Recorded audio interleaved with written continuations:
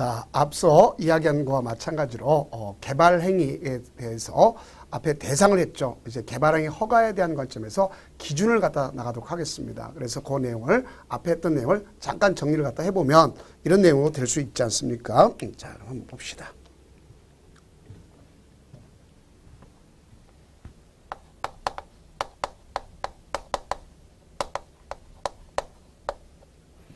개발 행위 허가 있죠. 그럼 방금 배웠던 허가 대상 있지 않습니까? 우리가 허가 대상을 원칙적으로 5개를 보였었죠. 근데 5개인데 우리끼리 공부할 때 3, 2 그래서 위에 거는 공사를 수반 여부. 그래서 공사 수반 여부. 여부를 기점해서 나올 수 있어요. 공사를 수반했으면 준공검사 받고 공사를 수반하지 않으면 준공을 받지 않는다 이렇게 생각하시면 됩니다. 자, 그럼 이렇게 돼서 허가가 있고 그럼 허가에 대해서 이걸 갖다 이제 신청해야 되겠죠. 그러니까 요식행위입니다. 그렇기 때문에 신청서에다가 계획서를 첨부해야 돼.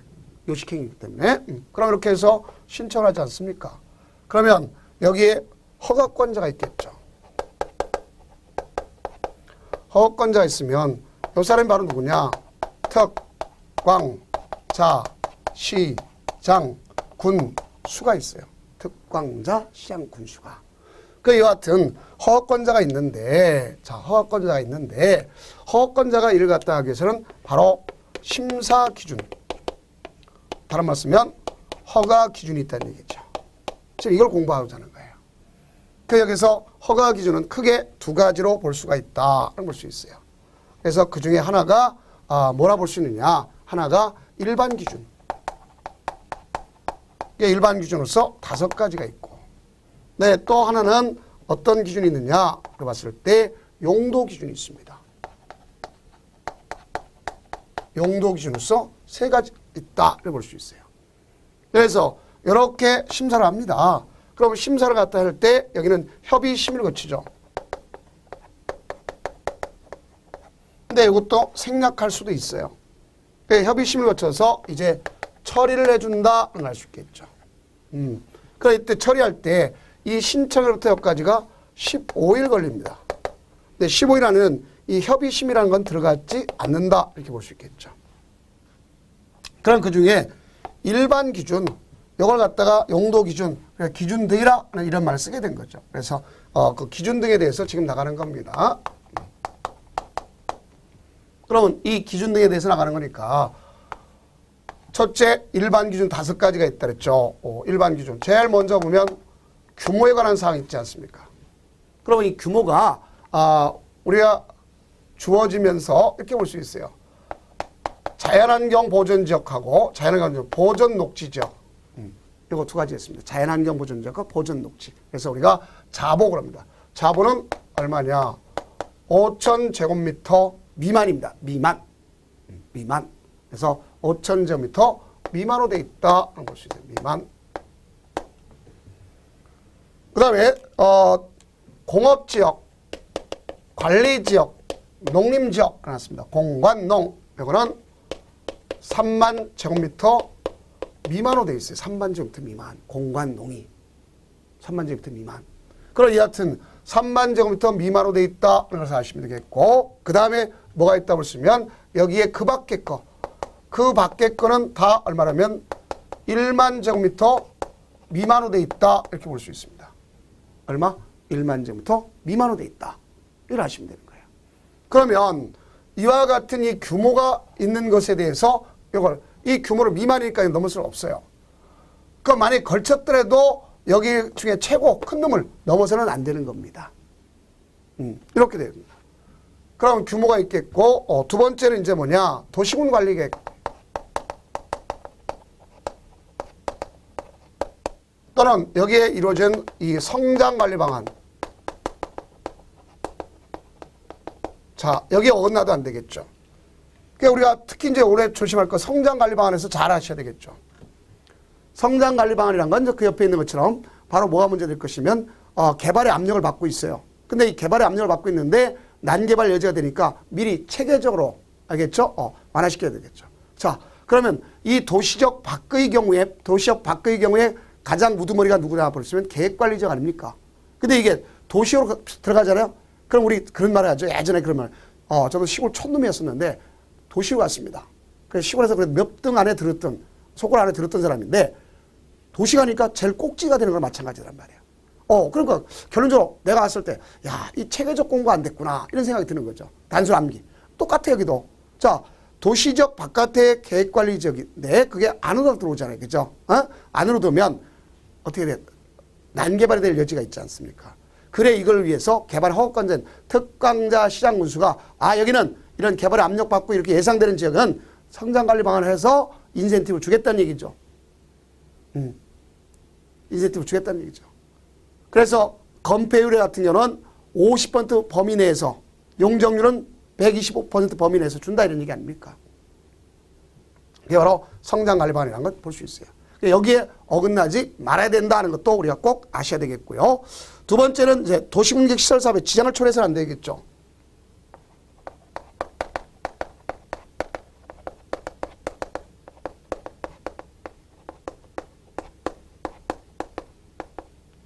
지장을 초래해서는 안 된다. 그게 도시공격 사업에 지장을 초래하는지 안 하는지 이 사람한테 뭘 들어야 돼? 의사를 들어봐야 되겠죠. 의견을 청취해봐야 될 거 아닙니까? 그렇죠? 의견 청취. 자, 이래 볼 수 있어요. 의사를 들어봐야 된다. 이걸 아셔야겠습니다. 자, 다음은 이제 뭐라고 쓰면 주변에, 주변 환경, 경관.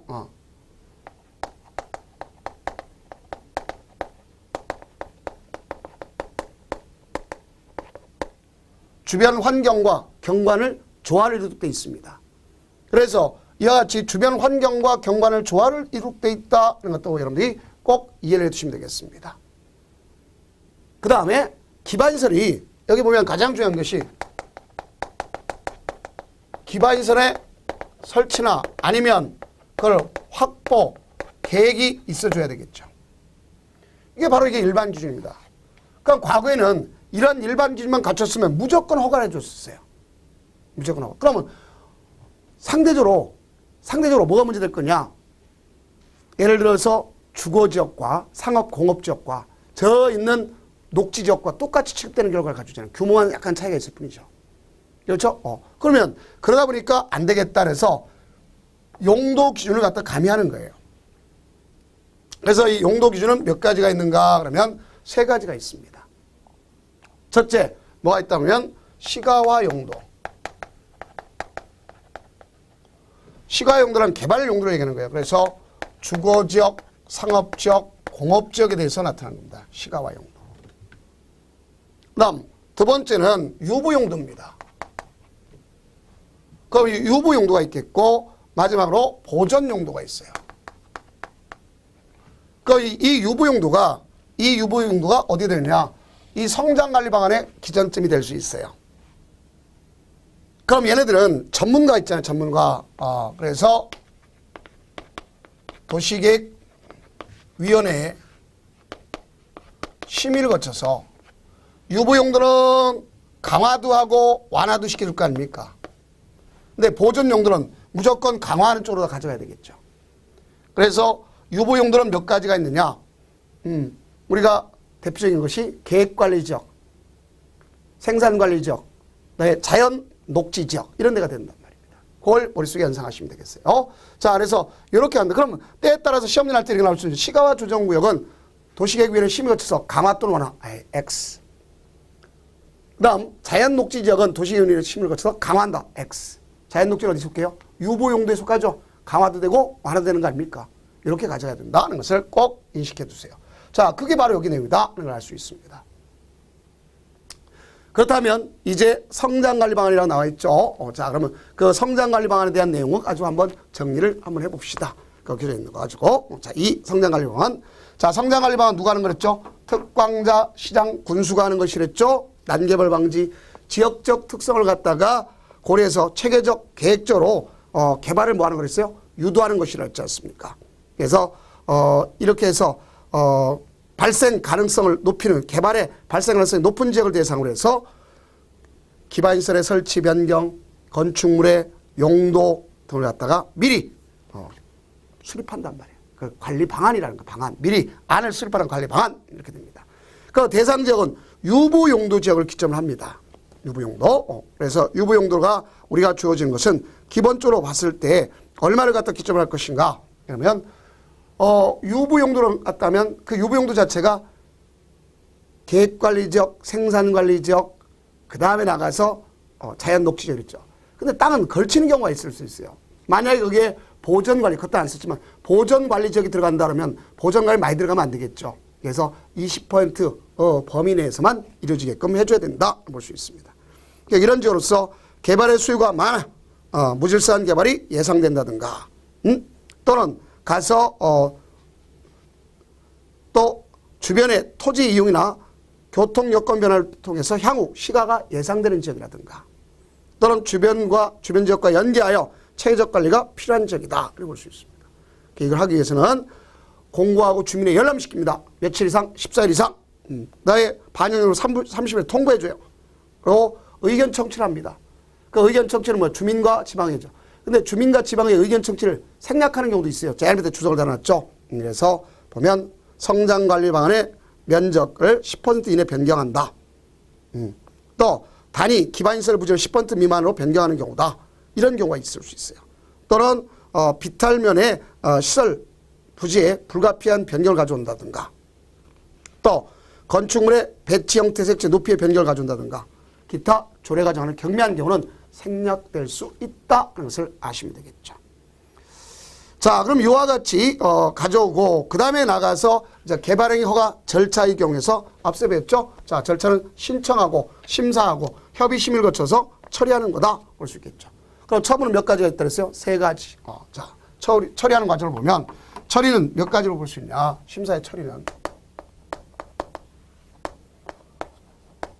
거부는 반드시 서면에 의해서 거부를 해야 되겠죠. 그 다음에 이게 허가를 합니다. 허가. 그럼 이때 이 허가를 하는 것이고, 그 다음에 허가가 이루어지는데 우리가 주어지기 바랍니다. 그럼 여기 허가에서 플러스, 자, 뭐라 그러면 조건부 허가 해줄 수 있어요. 조건부 허가. 자, 그럼 이 조건부 허가가 있다는 걸 알 수 있습니다. 여기는 조건이 나타난다는 걸 잘 아셔야 돼요. 조건부 허가, 조건. 자, 이걸 봐줘야 되겠죠. 그래서 왜 조건부 허가가 되는 거냐? 그래서 이런 걸 볼 수 있겠죠. 가장 중요한 내용이 되는 것이 비탈민을 적용할지 않을지 모르지 않습니까? 그렇죠? 비산번이 날지 않을지 모르지 않습니까? 주변 환경 오염시킬 우려가 있지 않습니까? 그러니까 너 이행보증금을 예치하라 이렇게 하는 거죠. 그래서 조건부 허가입니다. 그럼 이렇게 해서 허가하는데 허가 자체를 이제 제한받는 경우도 있어요. 미리. 허가 자체를 미리 제한받는 경우도 있다. 볼 수 있어요. 그래서 이렇게 가져가는 걸 기점으로 하면서 했고, 자, 어쨌든 이행을 합니다. 그러면 준공 검사를 받을 수도 있고 안 받을 수도 있고, 그렇죠? 거기에 따라서 이제 공공시설이 귀속 여부가 나타나는 거 아닙니까? 이걸 기준점으로 하는 거예요. 이렇게 우리가 이해하면 돼요. 그 중에 이제 조건부일 때는 뭐가 있습니까? 이행보증금.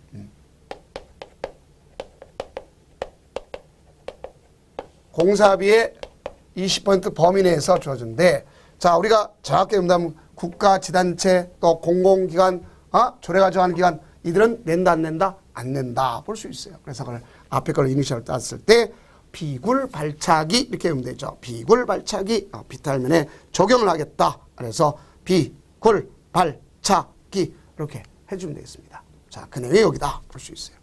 그럼 얘는 준공검사 즉시 반환해 주는 거죠. 그렇죠? 이렇게 쓰면 준공검사 즉시 반환 문제가 생기더라.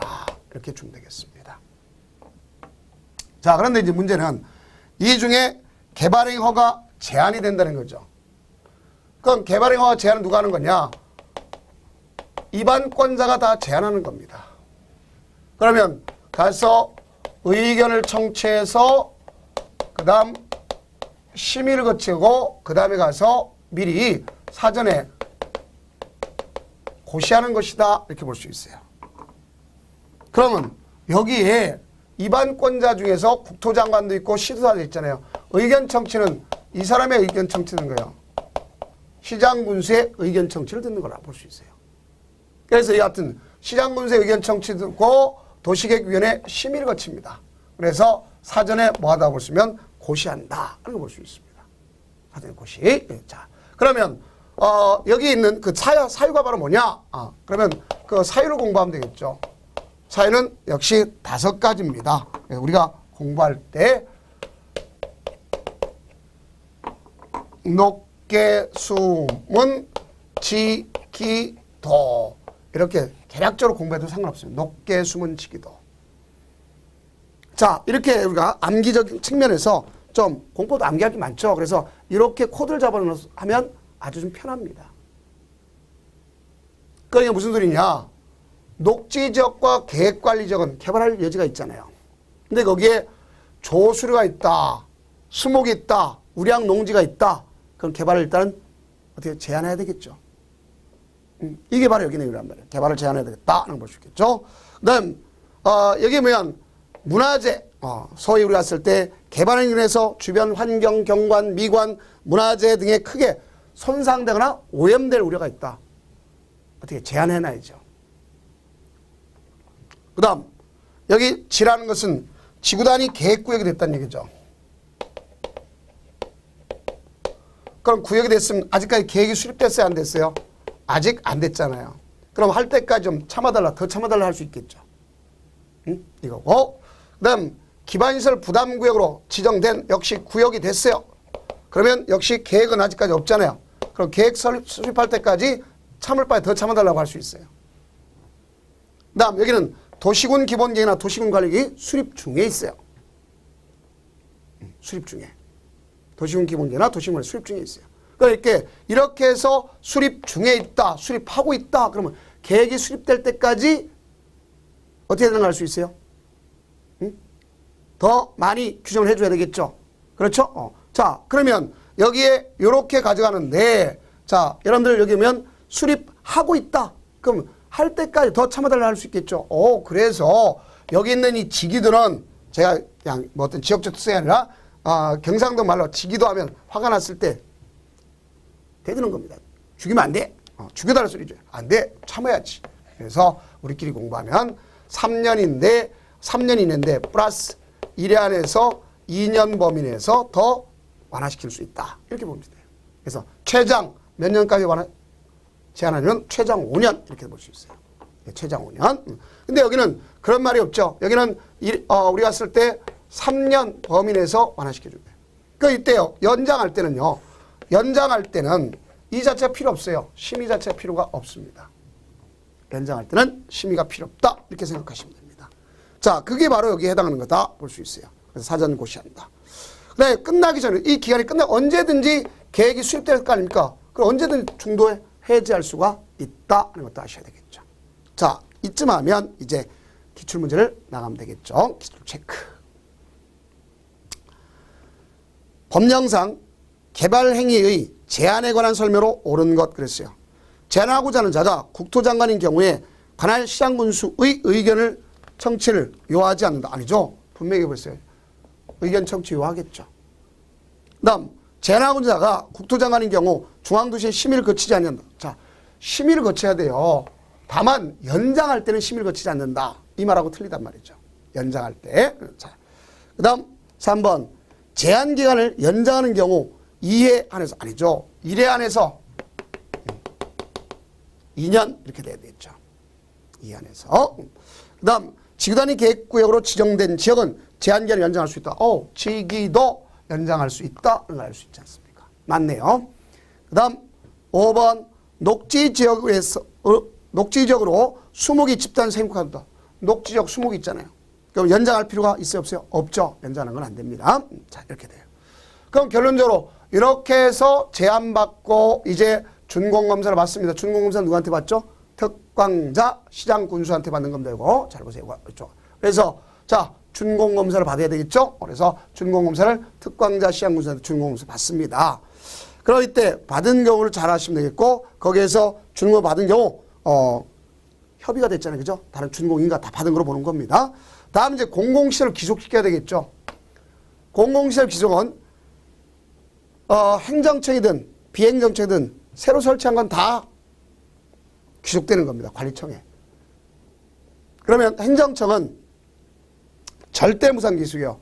종래시설은 허가받은 자한테 무상으로 주는 거고, 그 다음 비행정청했다 그러면 종래시설은 허가받은 자한테 비용이 있지만 양도하는 거예요. 양도.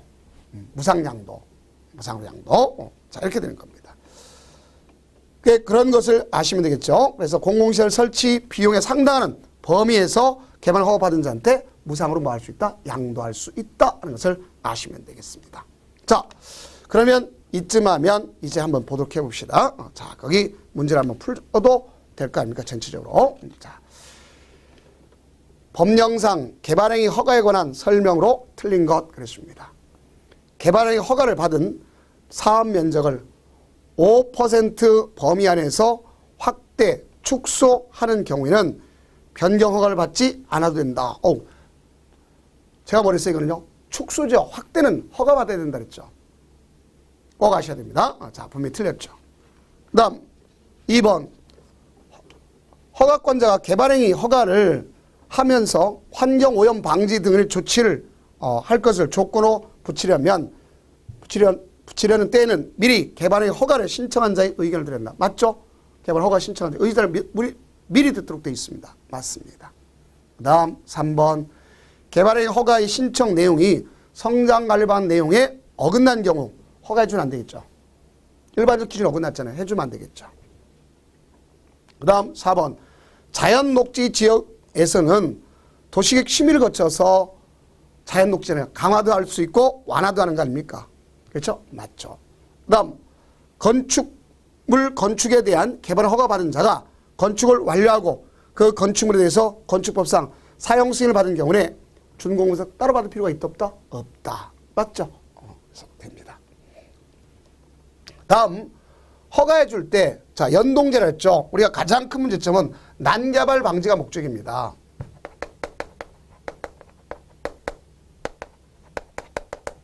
허가 시 기반시설과 이걸 연동을 시켜. 그래서 기반시설이 난개발 여지가 있단 말입니다. 그래서 난개발 방지를 위해서 하는 거죠. 난개발 방지. 허가 시에 기반시설과 연동을 시키는데 자, 여기 기반시설이 부족하고 예상됐잖아요. 그죠? 그럼 설치할 수 있는지 없는지를 확인하는 거예요. 그건 바로 이걸 갖다가 설치하거나 아니면 확보해야 되는데 이걸 설치할 수 없는 곳이 있고 설치가 가능한 곳이 있지 않습니까? 그래서 설치할 수 없는 데는 이미 왜 없느냐? 개발의 밀도가 작기 때문에 없는 거죠. 그래서 거기를 갖다가 뭐라고 그럴 거냐? 우리는 개발 밀도 관리 구역이라고 하는 거고. 그다음에 여기 이거 외의 지역에서 개발의 밀도가 안 찼지만 기반시설을 지금 설치해야 될 거 아닙니까? 그래서 뭐라고 쓰면 하나의 기반시설 부담 구역이라고 하는 거예요.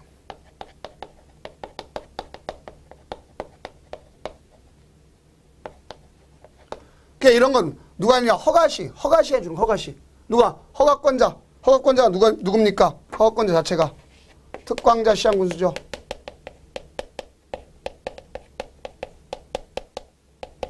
그렇죠? 그래서 특광자 시장군수가 해주는 것이다 하는 것을 알 수 있죠. 이걸 연동제라고 해요. 연동제. 자, 그러면 이제 제일 먼저 여러분들 제2절에 보면 개발행위에 따른 기반시설 설치라고 돼 있죠. 자, 그러면 그 중에 대표적인 뭐 있어요? 개발밀도관리구역 아닙니까? 그럼 개발밀도관리구역이라는 것은 개발로 인해서 기반시설이 부족할 게 예상되고 설치가 예상되나 설치가 곤란한 지역에서 건폐율 용적률을 강화한다 아닙니까? 그럼 지정권자 누구 그랬어요? 특광자 지정군수가 할 수 있다 그랬죠? 지정 머스트. 그 다음 여기 보면 지정지역은 주거지역, 상업지역, 공업지역이죠. 녹지가 아직 안 찼지 않습니까? 그래서 이런 걸 기점으로 하고 지정할 수 있는 것이고. 자, 그 다음 절차는 심의와 지정에서 고시하는 거 아닙니까? 그럼 기준이 있죠. 기준은 누가 정하느냐? 역시 행정계획이기 때문에 국토장관이 정하는 겁니다. 누가 정한다? 국토장관이 정한다를 아시면 되겠습니다. 그래서 당해 지역의 도로 서비스 수준이 매우 낮아 차량 통행 현저히 지체가 되는 지역. 그러면서 이 경우에 도로 서비스 수준이 측정에 관해서 도시교통 그 정비 촉진법에서 교통 영향 분석 개선 대책에 예에 따르도록 되어 있습니다. 그다음 도로율을 갖다 봅시다. 도로율은 그 지역이 상업지역, 공업지역, 주거지역, 주상공 아닙니까? 그렇죠? 녹지가 안 된다 그랬잖아요. 그럼 거기에 도로율이 용도지역별 도로율이 20% 이상이 돼야 그래도 속된 표로 도로가 충족하다 하는데 20% 이상이 미달됐다. 턱없이 부족하다는 얘기죠. 그 다음 향후 2년 우리가 가장 기반시를 하면 도로, 상, 하수도, 학교용지를 얘기합니다. 그래서 수도는 수도라 그러죠. 상수도를 안 합니다. 그냥 하수도는 하수도라 그러죠. 그래서 얘네들이 향후 2년 내에 용량을 초과해버렸단 말이에요. 태번이 부족하다는 얘기죠. 그중에 학교의 학생 수용 능력이 정확히 표현해 줘야 되겠죠. 그래서 향후 2년 내에 학생 수용 능력을 기점으로 해서 보니까 20% 이상을 초과했다. 소위 콩나물 교실했다는 얘기 아닙니까? 그럼 이렇게 됐으면 주기적으로 검토하는 거죠. 주기적으로 검토해서 때로는 강화, 때로는 완화시키는 것을 기점으로 한다. 보시면 되겠습니다. 그럼 이렇게 지정하면 이 지역은 관리가 돼야죠. 그럼 관리란 건 건폐율 용적률을 뭐 하는 거다? 강화. 그중에 숫자가 나온다 그러면 용적률을 50% 범위 내에서 강화된다는 걸 아시면 되겠죠. 행위 제한이요. 그럼 이쯤 하면 이제 기출 체크를 보면 되겠죠. 자, 보니까 법령상 개발밀도관리구역에 관한 설명 중 옳은 것은 그랬네요. 개발밀도관리구역 안에서는 해당 용도 지역에 정되는 용적률의 최대한도 50% 범위 안에서 강화. 오케이. 맞죠? 50%. 자, 나 2번. 개발밀도관리구역에 대하여는 기반시설의 변화가 있는 경우 즉시 검토하여 구역 아니죠. 주기적 검토죠. 주기적으로 검토하도록 되어 있어요. 즉시 검토가 아닙니다. 주기적 검토한다. 라는 것을 아셔야 되겠죠. 그 다음 3번 개발밀도관리구역 명칭 변경에 대해서는 지방도시의 심의를 요하지 않는다. 어쨌든 자 새롭게 변경하는 새로운 행위입니다. 그래서 명칭 범위 알겠지? 이건 다 심의 거치도록 되어 있다. 이렇게 보시면 돼요. 다 심의 거치도록 되어 있다. 볼 수 있습니다. 다음 그 4번에 보면 공업지역의 개발 행위로 인하여 기반시설의 수용 능력이 부족할 것으로 예상되는 지역 중 기반 설치가 곤란한 지역은 당연히 개발밀도관리구 지정할 수 있는 거죠. 없는 게 아니라 할 수 있다고 해야 되겠죠. 그 다음 개발밀도관리 지정권자는 누구랬어요? 특광자, 시장, 군수다 하는 걸 정확하게 우리가 이해하면 되겠죠. 그래서 정답은 1번이구나 하는 걸 볼 수 있습니다. 다음은 이제 기반시설 부담구역입니다. 여기서 기반시설을 부담한다. 그건 아닙니까?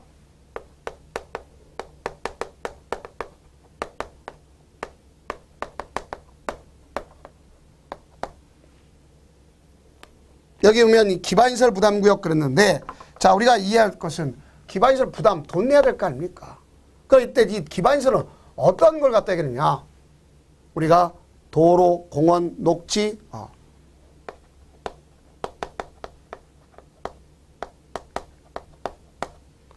가장 중요한 것 중에 여러분 조심할 게 이게 여러 차례 나왔죠. 학교는 여기는 고등교육법에 따른 고등교육에 따른 제2조에 따른 학교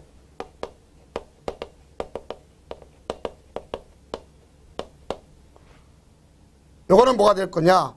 바로 제외가 됩니다. 그래서 이게 바로 뭐냐? 우리가 대학과 관련된 거죠.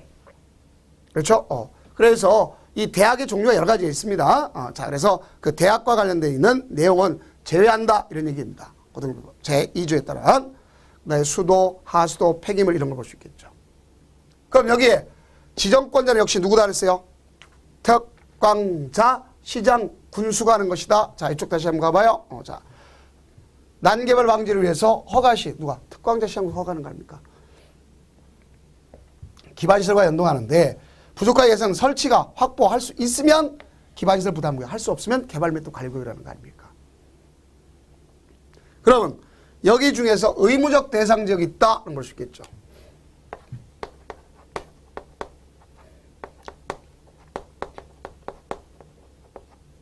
그건 의무적이라는 건 must 지정하여야 하는 지역을 우리가 이해하시면 돼요. 지정해야 한다는 지역. 자, 그래서 보면 이 법 또는 다른 법령의 제정 개정으로 인하여 행위 제한이 완화나 해제된 지역이란 말입니다. 또 두 번째, 이 법 또는 다른 법령에 따라 지정된 용도 지역 등이 변경되거나 해제된 지역으로 행위 제한을 완화하는 지역입니다. 그 다음 특광자 시장 군수가 필요하다고 인정하는 지역이 있습니다. 그 인정한 지역은 어떤 거냐? 전년도에 비해서 전전년도 건축의 허가 건수가 있잖아요. 개발행 허가 건수가 있잖아요. 그렇죠? 그래서 개발행 허가 건수가 20% 이상 증가했다. 그럼 개발이 많이 늘어났다는 얘기죠. 그럼 기반시설이 부족하다는 얘기는 당연히 나올 수 있겠죠. 그 다음 전년도의 인구 증가율을 비교해서 전년도 비교에 대해서 보니까 인구 증가율이 20% 이상 증가됐다. 그럼 당연히 지금 개발이 일어나는데 기반시설이 부족하다는 걸 느낄 수 있지 않습니까? 자, 이런 걸 얘기하는 거예요. 그럼 임의적 대상 지역은 특광자 시장 군수가 계획적 관리가 필요하다고 인정하는 지역, 이런 데는 지정할 수 있다, 이런 얘기입니다. 그럼 이때 절차는요, 지정하기 위해서는 여기는 이게 들어가야 돼요.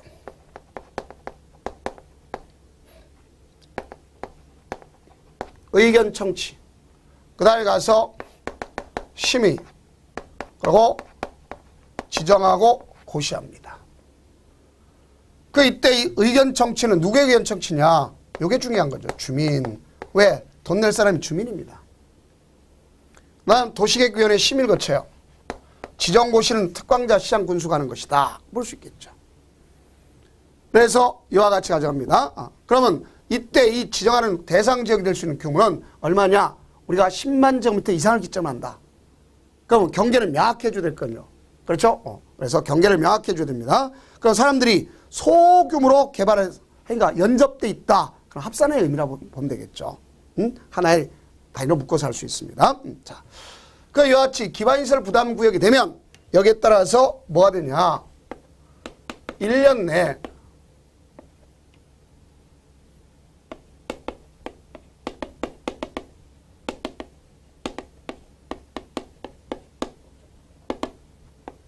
이걸 수립해야 돼.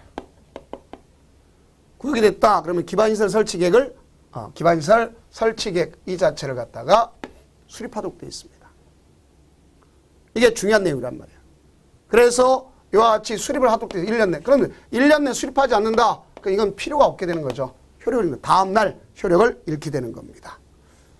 그래서 이와 같이 그럼 수립이 의제된 건 어떤 거냐? 지구단위 계획이잖아요. 지구단위 계획하면 지구단위 계획에 이미 기반시설의 배치 규모 들어가 있습니다. 알겠죠? 그래서 지구단위 계획이 됐다면 기반시설 설치 계획 수립하지 않아도 되는 거죠. 이렇게 돼요. 그럼 이쯤 하면 한번 문제를 풀 수가 있겠네요. 자, 우선 제일 먼저 보니까 법령상 기반시설 부담구역 등에 관한 설명으로 옳은 것 그랬습니다. 1번 기반시설 부담구역 개발밀도 관리구 중첩할 지역 아니죠. 외의적 그랬죠. 외의적 그럼 중첩할 수가 없다는 얘기겠죠. 고등교육부에 따른 대학은 기반시설 부담구역 설치가 필요한 기반시설 아니죠. 여기 보세요. 대학은 제외라고 분명히겠죠. 들어가지 않는다. 다음 3번 기반시설 설치 비용은 현금을 납부를 원칙으로 하되 부과 대상 토지 및 이와 비슷한 토지로 하는 납부를 인정할 수 있다. 오, 소위 뭐라고 해서 이걸 갖다 물납이라는 물납 인정할 수 있어요. 물납 가능한 거죠. 그 다음 4번 기반시설 부담구역으로 지정된 지역에 대해서 개발행 허가를 제한했다가 자 개발행 허가 이거 봐요. 기반시설 부담구역으로 지정될 때 개발행 허가를 갖다 제한하겠다. 그러면 3년 플러스 1이라서 2년 연장할 수 있겠죠. 그래서 연장한. 그 연장할 때 시민은 뭐 한다 그랬어요? 연장할 때 시민은 뭐 한다? 생략한다 그랬지 않습니까? 틀렸죠? 그 다음 5번 기반시설 부담구역의 지정고시로부터 몇 년? 1년 내 기반시설 설치 계획을 수립하도록 되어 있죠. 안 하면 1년인 경우는 다음날 해제가 된다. 그래줘야 되겠죠. 자, 이겁니다. 그래서 옳은 것은 3번이구나 알 수 있어요. 그럼 이쯤 하면 이제 기반시설 설치 비용을 돈을 내야 되겠죠. 비용 부담. 왜? 부담구형 돈 내라 소리 돈. 경제 의무를 부과시키는 걸 부담이라 한다. 그런 걸 알 수 있습니다. 자, 그러면 우리가 일반적으로 기반시설 설치 비용이라는데 자, 여기는 뭐가 있냐? 단독주택 숙박시설소 대통령령으로 정한 시설을 200제곱미터를 초과하는 신축과 증축행위. 신축 증축입니다. 그러면 여기서 가장 중요한 것은 신축 증축행위에 대해서 돈을 부과시키는데 다만 기존 건축물을 철거하고 신축하는 경우 기존 건축물의 연면적을 초과한 건축행위만 초과한 행위만 부과시키는 겁니다. 그럼 납부 의무자가 있죠. 200제곱미터를 초과하는 건물을 신축 증축행위자 되겠죠. 그다음 건축물을 위탁이나 도급했단 말이야. 그럼 수탁자가 내는 게 아니라 위탁한 사람, 도급한 사람, 도급시킨 사람이 내는 거죠. 도급을 한 자. 타인의 소유에 임차해서 건축해서 그럼 이 사람은 건물 지는 사람이 해야 되겠죠. 타인 토지 땅 주인이 내는 게 아니라 건물 지는 사람. 이렇게 되는 거죠. 그다음 건축 행위를 완료하기 전에 건축주의 지위 이거 갖다가 넘겨줬어. 그럼 누가 해야 될까? 여기는 승계한 자가 내는 거죠. 그러면 여기서 가장 중요한 건 그겁니다. 기반시설 설치 비용을 기반시설 설치하는데 필요한 기반시설 표준 시설 비용과 용지 비용을 합산해. 그래서 그걸 갖다가 건축하고자 연면적으로 곱합니다. 거기서 총 비용에서 국가 지방자치가 들어가는 건 뺍니다. 그럼 순수 민간이 부담하는 비율 있잖아요. 그걸 곱해줘요. 알겠죠? 그럼 여러분들 그게 바로 뭐가 될 거냐? 산정이 되는 거죠. 그럼 이때 민간개발 사업 부담률은 20%가 기준점이 됩니다. 다만 플러스 마이너스 할 수 있어요. 몇 퍼센트에서? 25%에서. 이렇게 될 수 있습니다. 그럼 이때 기반시설 표준 시설 비용은 국토장관이 매년 1월 기준점으로 해서 6월 10일 날 고시하도록 되어 있습니다. 그다음 거기다가 용지 환지 개수가 있어요. 용지 환지 개수는 대개 얼마나 볼 수 있느냐? 0.4 범위 내에서 이루어지도록 되어 있습니다. 그다음 용지 환지 개수는 따로 이제 유발 개수를 따로 공부하면 되겠죠. 자, 그래서 이 내용 가지고 볼 수 있겠고 그렇다면 기반시설 표준 시설 비용을 1제곱미터당 만약에 7만 원이다. 그러면 이렇게 시설 표준 시설 비용 이걸 갖다 정해주는 경우도 있습니다. 이런 것도 우리가 아셔야 되겠죠. 자, 그렇다면 용지 환지 개수라고 하는 것은 우리가 기반시설 부담구역 전체의 면적 중 기반시설 필요한 토지 면적 비율을 이야기하는 거예요. 연면적당 기반시설 면적으로 환산하는 겁니다. 그 얘기는 부가는 뭐냐? 건축허가 받았어요. 아니면 주택을 짓는 거니까 사업계획 승인 받았어. 그럼 건축허나 사업계획 승인 받았으면 그로부터 2개월 내 부과하는 겁니다. 그럼 부과하기 얼마 전에 30일 전에 미리 통지해줘요. 미리 당신 그거 허가 대상이다. 그걸 갖다가 할 수 있어요. 그럼 여기다가 이제 부과할 때 뭐예요? 나 연장해 주세요. 할 수 있어요. 1년. 분납할 때 또 할 수 있어요. 자, 또 하나 뭐가 있다 보시면 이 자체에서 보면 물납이 인정할 수 있어요. 그럼 물납은 납부하기 20일 전에 신청하도록 되어 있어요. 납부하지 않더라. 그러면 체납 처분하는 겁니다. 무슨 처분한다? 체납 처분한다. 이렇게 보시면 돼요. 이 중에 가장 중요한 것이 바로 뭐냐? 용지 환지 개수다. 볼 수 있겠죠. 그래서 이 용지 환지 개수 중에 이제 기반시설 유발 개수가 있습니다. 이런 걸 좀 공부 좀 해줘야 돼요. 좀 기분 나쁘도. 자, 한 번쯤 나올 수 있습니다. 그래서 우리는 이런 거를 그냥 재치껏 공부하자고요. 어떤 제가 특정 프로그램을 얘기하는 게 아니라 뭐 방송에 위락시설이 있습니다. 대표적인 것이 위락시설 중에 가장 대표적인 것이 뭐가 있냐? 1박 2일이라는 게 있어요. 특정 프로그램을 설명하는 게 아닙니다. 자, 그럼 이거는 위락시설입니다. 그게 위락시설 대표하는 건데, 자, 이게 보면 오락 프로그램이죠. 그러면 위락, 그 사람들 놀러 다닐 때 며칠 놀아요? 2일 놀죠. 2일 논단 말이에요. 2일. 그 중에 숙박은 며칠 하죠? 숙박은 1박 하죠. 그렇죠. 숙박 1박. 노는 건 2일 놀아요. 그들이 뭐하러 다니는 거예요? 관광 홍보차 다니는 거예요. 관광을 어떻게 하라고? 일어나라고. 관광 19. 일어나라고. 관광 일어나라고 다니는 거고. 또 그들은 대개 관광 일어나는데 대개 뭐냐? 가상 보면 1종 근생도 있고 2종 근생도 있어요. 대개 1종 근생 같은 경우는 자 규모가 작기 때문에 알겠죠? 1.3 얘는 1.6 이렇게 됩니다. 이렇게 다르죠. 또 그들이 치료하면 치료는요. 치료 다치는 거예요. 의료잖아요. 의료. 우리는 영구적으로 치료해야 됩니다. 가끔 하다가 운수가 사나우면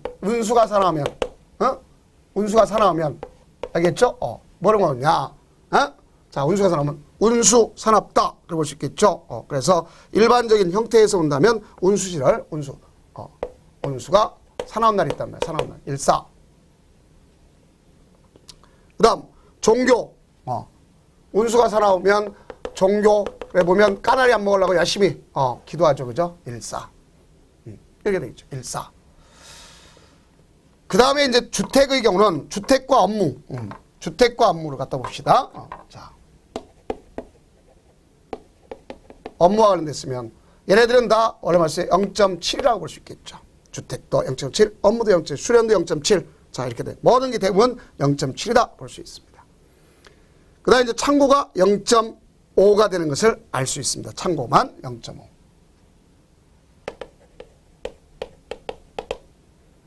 그럼 이와 같이 관련돼서 이제 기출 체크를 한번 해봅시다. 건축물별 기반시설 유발 개수가 다음 중 가장 높은 것 그랬습니다. 1종 근생 1.3이죠. 공동주택 0.7이죠. 의료시설 0.9죠. 그렇죠? 업무시설 0.7이죠. 숙박시설 1박. 그렇죠? 그러니까 뭐가 크다고 볼 수 있어요? 자, 우리가 보면 가장 큰 것은 1.3이 가장 크지 않습니까? 그래서 1번이 크구나 하는 것을 아시면 되겠죠. 자, 그 다음 이제 마지막으로 이제 보칙에 대한 사항을 갖다가 하면서 마치도록 하겠습니다. 보칙에 청문을 하는 경우 있어요. 과거에는 국청을 열면 개도 실토다. 그래서 참 좋았는데 그 중에 토지거래 허가 취소는 이미 없어졌습니다. 삭제됐어요. 그래서 개발행위 허가 취소한다. 도시공개시설사업 시행자, 민간 시행자 지정 취소한다든가 실시계 인가 취소. 이게 있네요. 그 문제도 똑같은 거니까 볼 필요 없습니다. 그럼 타인 토지 출입하면 장애물을 제거할 수 있지 않습니까? 그러니까 이건 출입권자가 입안권자가 다 되는 거죠. 그러면 국토장관, 시도지사, 시장군수도 되겠지만 누구도 있다 볼 수 있냐? 도시공개시설사업의 시행자도 있죠. 그래서 기초조사를 위해서 한다든가 집가동향조사를 위해서 한다든가 사업을 해서 조사 측량 시행한다는 거죠. 출입하려면 출입하기 7일 전까지 알려주면 돼요. 다만 장애물을 제거할 때는 3일 전까지만 알려주면 됩니다. 그럼 장애물을 제거할 때는요. 가서 점유자의 승낙을 얻어야 되는 걸 원칙으로 합니다.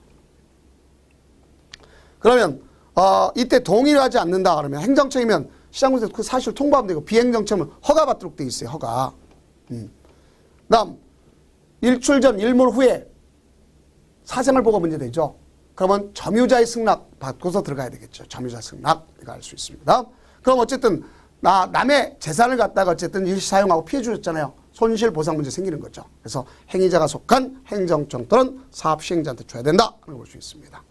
그럼 이렇쯤 하면 이제 문제를 풀고 국토이익행위 이런 법률을 전반적으로 다 마치도록 하겠습니다.